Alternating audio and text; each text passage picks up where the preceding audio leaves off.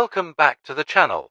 Today, we're diving into the incredible journey of one of history's greatest explorers, Marco Polo. From the bustling streets of Venice to the vast and mysterious lands of Asia, his story is filled with adventure, danger, and discovery. Imagine traveling thousands of miles without modern maps, crossing deserts, mountains, and unfamiliar cultures, all in a time when most people never left their hometown. That's exactly what Marco Polo did. In this video, we'll explore who he really was, where he traveled, and why his journey changed the way the world saw itself. But before we begin, make sure to subscribe to the channel and turn on notifications so you don't miss any of our upcoming adventures. So, who exactly was Marco Polo? Marco Polo was a Venetian merchant, traveler, and explorer, born in 1254 in the city of Venice, which is in modern-day Italy. At the time, Venice was one of the most powerful trading cities in the world, connecting Europe with the East through commerce and culture. He was born into a merchant family. His father, Niccolo Polo, and his uncle, Maffeo Polo, were already experienced traders who traveled far beyond Europe, even reaching parts of Asia. However, Marco didn't spend much time with his father during his early childhood, because Niccolo was away on long trading journeys. Growing up, Marco was likely surrounded by stories of distant lands, exotic goods, and different cultures. Venice itself was a melting pot of influences, filled with merchants from all over the world, which probably sparked his curiosity from a young age. Unfortunately, Marco's mother died when he was still young, and he was raised by extended family members. While we don't know every detail about his childhood, it's clear that he grew up in an environment shaped by trade, travel, and opportunity. By the time his father returned from his travels, Marco was a teenager, and that's when his life was about to change. So, how did Marco Polo's incredible journey actually begin? It all started when his father, Niccolo Polo, and his uncle, Maffeo Polo, finally returned to Venice after years of traveling across Asia. They didn't just come back with goods, they came back with stories. Stories of vast empires, powerful rulers, and lands richer and more advanced than anything Europe had ever seen. But one story stood out above all. They spoke of a ruler named Kublai Khan, the emperor of the Mongol Empire, one of the most powerful men in the world. According to them, Kublai Khan was not only wealthy and powerful, but also deeply curious about the West. In fact, he had sent them back with a message. He wanted educated men, scholars, and priests from Europe to come to his court. For young Marco, this was more than just a story, it was an invitation to adventure. At around 17 years old, Marco made a decision that would change his life forever. Instead of staying in Venice and living a comfortable merchant life, he chose to join his father and uncle on their return journey to Asia. Think about that for a second. No clear maps. No guarantee of survival. A journey that would take years, through unknown lands, dangerous routes, and completely different cultures. Yet, Marco said yes. In 1271, the three of them set out from Venice, beginning what would become one of the most famous journeys in history. They traveled by land and sea, carrying gifts for Kublai Khan, and with them, the curiosity of an entire continent. What Marco didn't know yet was that this journey would take him farther than he ever imagined and change the way the world understood Asia forever. The journey had begun, but this was no ordinary trip. As Marco Polo, his father, and his uncle left Venice behind, they stepped into a world filled with uncertainty. Their path stretched across thousands of miles through lands few Europeans had ever seen, and many had only imagined. They traveled by ship across the Mediterranean, then continued overland through the Middle East. But the real challenge was still ahead. As they moved deeper into Asia, the terrain became harsher and more unforgiving. Towering mountains, endless deserts, and extreme climates tested their endurance every single day. One of the most dangerous parts of their journey was crossing the vast Gobi Desert. Imagine days, even weeks, surrounded by nothing but sand and silence. No clear roads, no reliable water sources, and temperatures that could shift from burning heat during the day to freezing cold at night. And that wasn't all. They faced the risk of bandits, illness, and exhaustion. At times, they had to rely on local guides just to survive unfamiliar territories. Every step forward came with uncertainty, and turning back was no longer an option. The journey wasn't quick either. It didn't take months, it took years. years of traveling, adapting, and surviving in lands completely different from anything Marco had ever known. But along the way, he was also learning, observing new cultures, languages, and ways of life.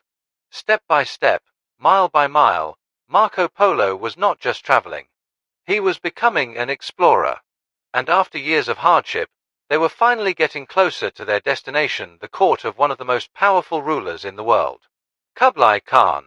After years of relentless travel, Marco Polo and his family finally reached their destination, the court of Kublai Khan. This was no ordinary palace.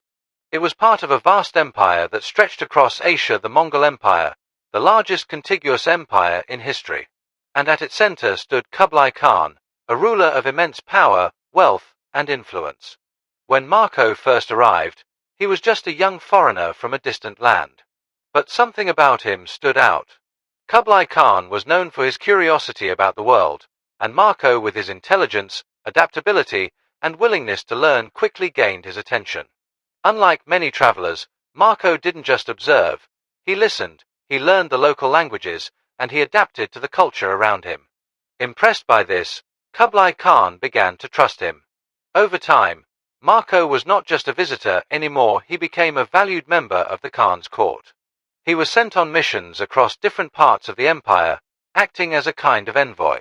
These journeys allowed him to explore cities, trade routes, and regions that no European had ever documented in such detail.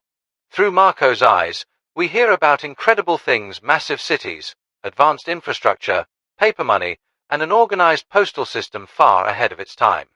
For Marco, this was more than survival now. This was discovery.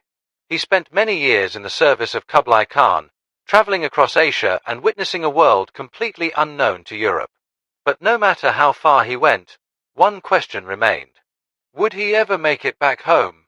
Marco Polo was no longer just a traveler. He had become a witness to a completely different world. During his years in Asia, serving under Kublai Khan, Marco explored regions that were far more advanced and organized than anything he had seen in Europe. He traveled across vast cities, each filled with life, trade, and innovation. One of the things that amazed him the most was something we take for granted today: paper money. In Europe at the time, people relied on coins made of gold and silver. But in Kublai Khan's empire, paper currency was already in use. To Marco, it seemed almost unbelievable that a simple piece of paper could hold value, yet it worked. And that wasn't all. He described an incredibly efficient postal system, where messages could travel across the empire with surprising speed. Stations were set up along major routes, allowing messengers to rest and continue their journey without delay, something far ahead of its time. The cities themselves were unlike anything in Europe. Massive, well-planned, and full of goods from all over the world. Markets overflowed with silk, spices, and precious items. Streets were busy, organized, and alive with activity. Marco also encountered technologies and ideas that were completely new to him, from coal being used as fuel to complex engineering and architecture. Everything he saw challenged what Europeans believed about the world. To many back home, Asia was mysterious and unknown. But to Marco, it was real, detailed, and in many ways, more advanced. Years passed. Marco wasn't just observing anymore, he was documenting, remembering, and absorbing everything around him. Because one day, he would tell the world. After spending many years in the service of Kublai Khan, Marco Polo had seen more of the world than most people could ever imagine. But there was one thing he hadn't seen in a very long time: home. By the time Marco, his father, and his uncle decided to return to Venice, they had been away for over 20 years. Leaving the Mongol Empire wasn't easy. Kublai Khan valued them and didn't want them to go. But eventually, they were granted permission, on one condition: they would escort a Mongol princess to Persia on their journey. And so, the long road home began. This time, much of their journey was by sea, and it was just as dangerous as the land routes they had taken years before. Storms, disease, and harsh conditions made the voyage incredibly difficult. Many who started the journey did not survive it. But Marco did. After years of travel, he finally returned to Venice, a place that had almost forgotten him. And then, something unexpected happened. Not long after his return, Marco Polo became involved in a war between Venice and the rival city of Genoa. During the conflict, he was captured and thrown into prison. But strangely, this would become one of the most important moments of his life. While in prison, Marco met a writer named Rustichello of Pisa.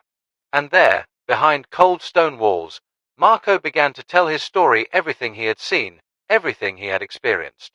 Those stories were written down and eventually became a book known as the Travels of Marco Polo. A book that would introduce Europe to a world it had never truly understood. Some people believed his stories. Others thought they were too incredible to be true. But one thing was certain. Marco Polo's journey would never be forgotten. Marco Polo's story didn't end with his return to Venice. In many ways, that's where his real impact began. After his stories were written and shared across Europe, they sparked something powerful: curiosity. For many people, this was the first detailed glimpse into the vast and wealthy lands of Asia. His descriptions of advanced cities, incredible wealth, and new technologies challenged everything Europeans thought they knew about the world. And his influence didn't stop there. Generations later, explorers would look to his stories for inspiration. One of them was Christopher Columbus, who famously carried a copy of Marco Polo's book with him on his voyages. Marco's journey helped shape the age of exploration, a time when Europeans began to travel further than ever before. But not everyone was convinced. Some people believed Marco exaggerated his stories, or even made parts of them up. They questioned whether he really saw everything he claimed. And even today, historians still debate. Was Marco Polo telling the full truth, or a version of it? But maybe that's not the most important question. Because whether every detail was accurate or not, his story changed how people saw the world. He opened a window to the unknown and made distant lands feel real. From a young boy in Venice to one of history's most famous travelers, Marco Polo proved one thing: curiosity can take you further than you ever imagined.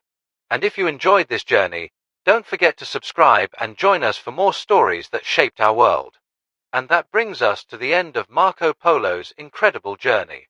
From a young boy growing up in Venice to traveling across deserts, mountains, and empires to witnessing a world few Europeans could even imagine, his life became one of the most legendary stories in history. But Marco Polo's story is more than just history. It's a reminder that the world is much bigger than what we see around us. That curiosity, courage, and the desire to explore can take someone further than they ever thought possible. Even today, centuries later, his journey still inspires travelers, historians, and dreamers around the world. Now I want to ask you something. If you had the chance to travel anywhere in the world just like Marco Polo did, where would you go? Let me know in the comments. And if you enjoyed this video, make sure to like it, subscribe to the channel, and turn on notifications so you don't miss the next story. Thanks for watching, and I'll see you in the next one.